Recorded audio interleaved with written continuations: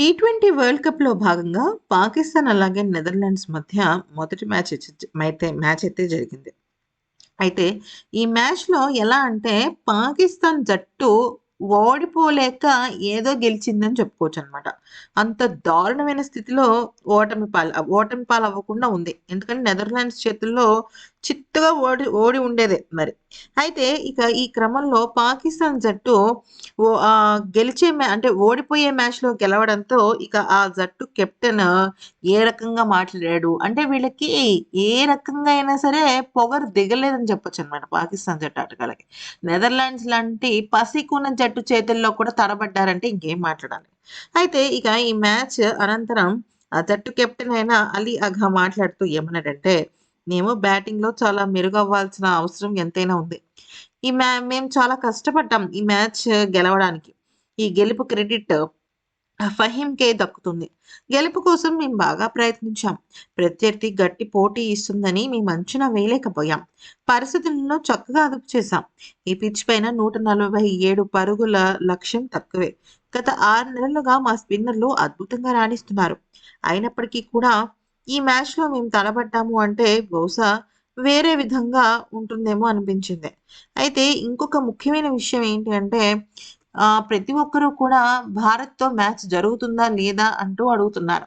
నేను ఒకటే విషయం చెప్పాలనుకుంటున్నాను. మేమందరం కూడా మా ఒక్క దేశపు పా క్రికెట్ బోర్డ్ ఏం చెప్తే మేమది ఫాలో అవుతాం.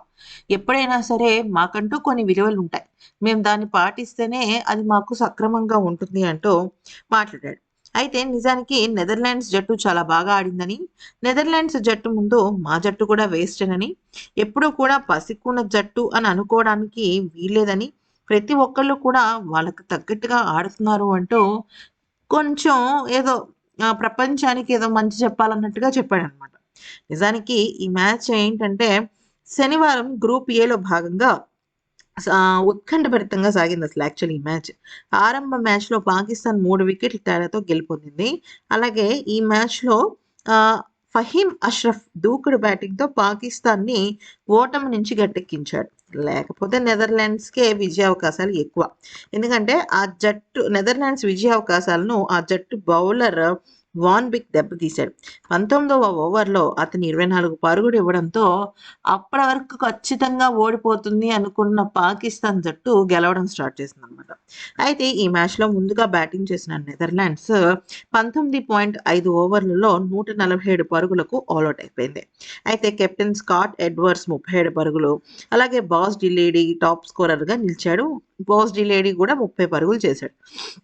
అయితే పాకిస్తాన్ బౌలర్లలో సల్మాన్ మిర్జా 3 వికెట్లు తీయగా, మహమ్మద్ నవాజ్, అబ్రార్ అహ్మద్, సయీం అయూబ్ 2 వికెట్లు పడగొట్టారు. షహీన్ ఆఫ్రిది 1 వికెట్ తీశాడు. అనంతరం పాకిస్తాన్ 19.3 ఓవర్లలో 7 వికెట్లకు 148 పరుగులు చేసి గెలిచింది.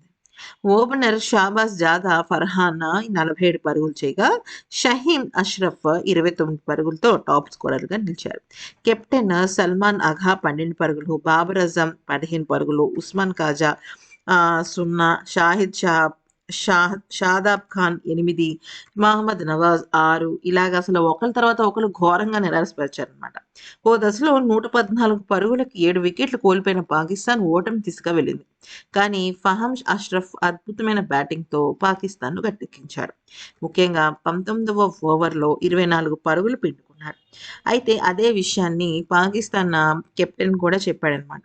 చాలా అద్భుతంగా అతను ఆడడం వల్లే మేము గట్టెక్కాము అనేసేసి. ఈ వీడియో నచ్చితే లైక్ చేసి సబ్స్క్రైబ్ చేసుకోండి.